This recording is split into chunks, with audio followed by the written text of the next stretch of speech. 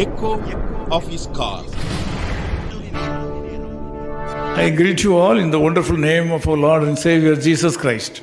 आप सभी को हमारे उद्धारकर्ता प्रभु यीशु के नाम से नमस्कार। You know that our magazine Echo of His Call is published in 16 languages and sent by post and email throughout the world free of cost. शायद आप लोगों को पता होगा कि इको ऑफिस कॉल की तरफ से हम लोग की 16 भाषा में पत्रिका को छापते हैं और ये सारे मुफ्त में हम लोग पोस्ट के द्वारा ईमेल के द्वारा भेजते हैं। If you are not receiving it every month, please let us know your address and email address so that we can send them to you each month free of cost. अगर आप इस पत्रिका को हर महीना में नहीं मिल रहा है तो हमें संपर्क कीजिए ताकि हम लोग आप लोगों को भेज सके। Plenty of workers are involved in publishing and bringing out the copies of Echo of His Call each month. और हमारे प्रेस में बहुत सारे लोग इस छापने के लिए पत्रिका को छापने के लिए काम कर रहा है।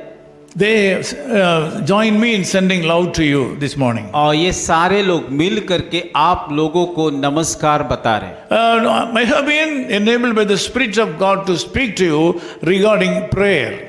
आज पवित्र आत्मा मुझे इस प्रकार अगुवा दे रहा है कि ताकि मैं आप लोगों को प्रार्थना के बारे में बताऊं। During the past several weeks, the Lord has been speaking to me to pray and enable other people to pray for safety and protection of the world people. पिछले कई हफ्ता में मुझे पवित्र आत्मा इस प्रकार अगुवाई दे रहा है कि मैं आप लोगों के लिए संसार के लोगों के लिए प्रार्थना कर सकूं। Matthew chapter 26 verse 41 says like this. मत्ती उसका 26 का 41 पद में इस प्रकार कहा गया है, Watch and pray lest you enter temptation. जागते रहो और प्रार्थना करते रहो कि तुम परीक्षा में ना पड़ो। There is a great protection in prayer. प्रार्थना में बहुत बड़ा सुरक्षा हमें मिलता है। When you pray in the name of Jesus, your prayers will be answered. और जब हम यीशु मसीह के नाम से प्रार्थना करते हैं तो उसका मतलब हमें उत्तर जरूर मिलेगा। Each time you start praying,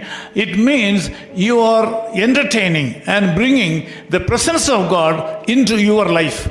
और जितनी बार आप लोग यीशु मसीह के सम्मुख में जाकर के प्रार्थना करते हैं उस समय उसके उपस्थिति को आप उपलब्ध कर सकते हैं। No one can start praying without the help of the Holy Spirit. कोई भी व्यक्ति पवित्र आत्मा की सहायता बिना प्रार्थना नहीं कर सकता है। So we cannot separate the Almighty God and prayer. और इसीलिए परमेश्वर को और प्रार्थना को हम अलग नहीं कर सकते हैं। Several times Jesus had to pass through the test of life in his whole life. और उस यीशु मसीह के जीवन में देखते हैं कई प्रकार का परीक्षा, कई प्रकार का समस्या को उन्होंने सामना किया है। During all this hard situation, he was not worried like us. He didn't sit in a place and cry.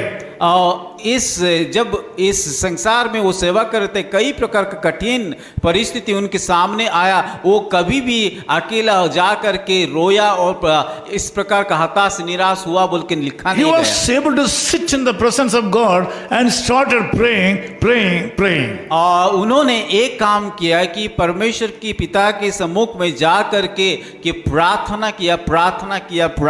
By praying, he was able to maintain a long relationship and deep relationship with his father. और जब प्रार्थना करते हैं उस प्रकार प्रार्थना करने के द्वारा पिता परमेश्वर के साथ उनका रिश्ता और गहरा मजबूत होते गया। In order to get rid of the problems and troubles in his life, he had to sit at the feet of his father and pray. समस्या और दुख तकलीफ से दूर होने के लिए उन्होंने एक ही तरीका ढूंढा कि पिता परमेश्वर के सम्मुख में जाकर के प्रार्थना करना। This morning also God expects you, being his child, he expects you to sit at his feet and pray to get rid of all the problems of your आज life. भी उस परमेश्वर यीशु मसीह चाहता है कि आप लोग भी कि उसकी सम्मुख में जाकर के प्रार्थना कीजिए ताकि वो आप लोग का हर एक समस्या को दूर कर सकता है। When you continue to pray at the feet of Jesus,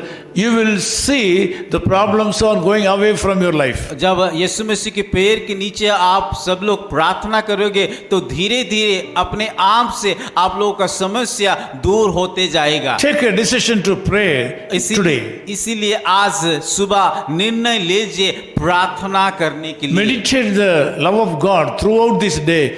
In this day, in the end of this day, you will be able to see the problems have gone. आज दिन भर में परमेश्वर का प्रेम के बारे में मनन कीजिए और प्रार्थना में रखिए ताकि परमेश्वर आप लोगों का समस्या तकलीफ को धीरे धीरे दूर करेगा। Let us pray. आइए प्रार्थना करेंगे। Loving Father, I pray for my brothers and sisters from various parts of the world who have joined together with me in prayer. प्यारे खुदाबंद, इस समय आपके सम्मुख में आकर के कि जितने सारे भाई और बहन मेरे साथ जुड़े हैं उन सारे लोगों के लिए मैं प्रार्थना कर रहा हूँ। I feel that most of the people are not able to get away from their troubles and problems and sickness and deaths.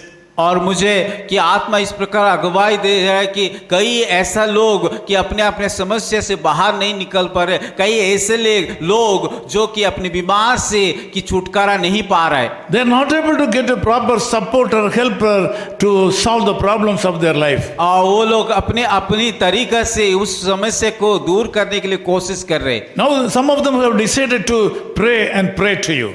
पर आज वो सारे लोग निर्णय लिया कि आपके सम्मुख में उन लोगों का समस्या लेकर के प्रार्थना करने के लिए। Lord, I ask you to bless them and heal them and deliver them. प्रभु, मैं प्रार्थना करता हूँ उन सारे लोगों को आशीषित कीजिए और छुटकारा दीजिए। This day should be a day of deliverance and healing. प्रभु, आज का दिन होने पाए कि एक छुटकारा का दिन, एक चंगाई का दिन हो पाए। In Jesus' name we pray. यीशु मसीह के नाम से प्रार्थना करता हूँ।